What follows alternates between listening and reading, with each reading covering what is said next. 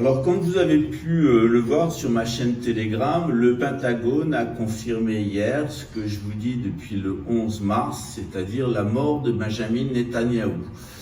Bien sûr, il y aura des versions officielles qui seront proposées de sa mort, puisque c'est comme pour la mort d'Hitler ou pour la mort de Staline, etc.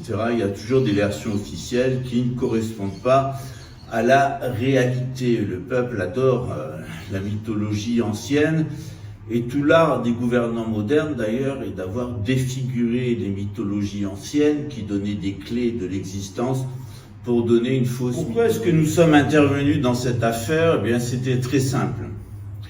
D'abord, on voulait marquer le coup, montrer aux sionistes qu'ils n'étaient pas les maîtres du terrain et ils ne le seront jamais. Ils l'ont été par la ruse, ils l'ont été par le mensonge, ils l'ont été par l'escroquerie, ils l'ont été par le meurtre, tout comme l'ont fait les nazis et les communistes. Nous sommes débarrassés des communistes, nous nous sommes débarrassés des nazis et nous nous débarrasserons des sionistes exactement de la même manière. Mais derrière ces trois mouvements, il y a un autre groupe qui est en embuscade. C'est ce groupe en embuscade, il est celui que les rabbins appellent Édom, la 7e Édom. Cette 7e Édom, elle est la conséquence et la suite d'une première Édom qui est l'Égypte et d'un groupe ethnique cousin des Israélites qu'on appelle les Édomites. C'est eux qui actuellement amènent l'Occident à sa destruction et à sa perte, comme ils ont amené la destruction de l'Égypte, de la Syrie, de la Babylonie, de la Perse, de la Grèce, de Rome. Ce sont des peuples qui ont quelque part un problème congénital de violence. Ils se sont associés au cours de l'histoire avec ces fameux khazars talmudisés dont ont pris le contrôle les pharisiens qui avaient assassiné Jésus. Samedi, nous allons nous retrouver, Sa Majesté le roi Henri V de la Croix, si son état de convalescence le permet, puisqu'il a eu une grave opération du cœur le 28 février, le ministre de l'économie Gilles Bonafy et moi-même en tant que ministre de la Justice et Premier ministre par intérim. Plus tard, vous ferez la connaissance des autres ministres de notre gouvernement. Ce qu'on tenait à vous dire, c'est d'abord, que les sionistes ne sont pas les maîtres du jeu médiatique. Deuxièmement, ils ne sont pas les maîtres du terrain. Contrairement à ce qu'ils voudraient faire croire, ils tiennent les centres-villes en Europe avec la petite bourgeoisie et notamment de fonctionnaires, mais ils ne tiennent pas la France. En tout cas, ils ne tiennent pas les terroirs.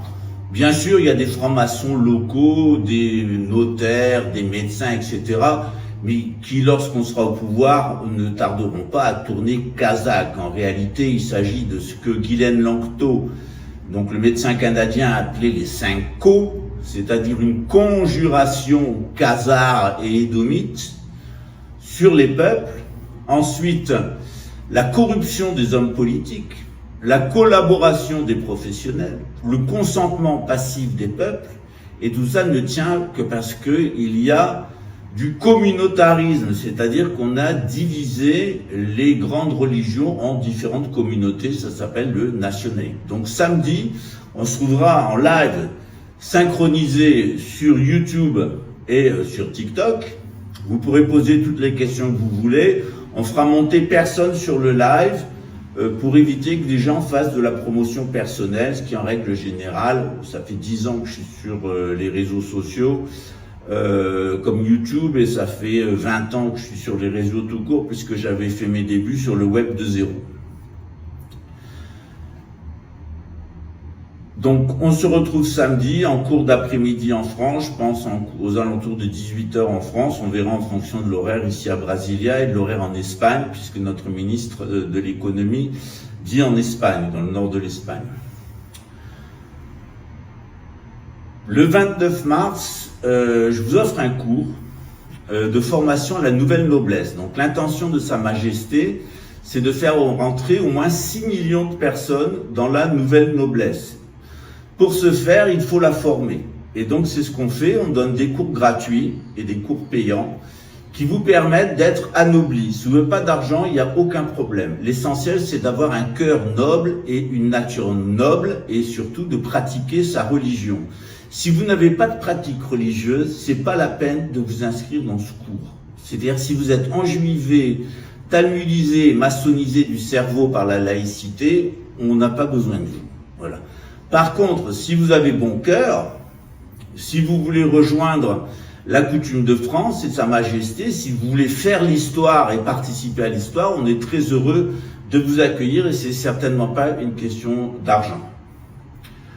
Donc on se retrouvera le 29 mars, c'est un dimanche, pour un cours qui s'appelle « Entre gnose théurgique et gnose satanique ». Et vous allez voir qu'en réalité, ce sont les mêmes connaissances, notamment celles de la Kabbale, qui sont utilisées par les deux camps. En réalité, c'est une lutte de magiciens noirs contre magiciens blancs ou de théurges contre, on devrait dire, des imposteurs et des gens qui sont complètement enfermés dans le domaine psychique et dans le domaine du cartésianisme. Donc notre mission, c'est aussi de donner à cette nouvelle noblesse une formation intellectuelle qui s'appuie sur l'école pérennialiste, celle de René Guénon, à laquelle j'appartiens. On aura l'occasion de vous raconter tout ça pendant le live et surtout on va vous dévoiler l'arrière-plan de l'échec d'Israël, parce que tout ça en réalité c'est un effondrement programmé. Ils sont en train d'effondrer Israël comme ils ont dynamité les tours du 11 septembre. Mais en règle générale, quand les sionistes font ça, ils mettent toujours un imbécile musulman devant, et l'imbécile du moment, c'est évidemment l'Iran, à qui on fait croire en ce moment qu'elle est surpuissante. Je vous l'avais annoncé il y a un an, Israël sera détruit et ensuite l'Iran. Et on vous expliquera samedi pourquoi et quel est le scénario et comment surtout ne pas se faire attraper par ce scénario. Notre ambition, c'est de sauver le maximum de Français et de Françaises.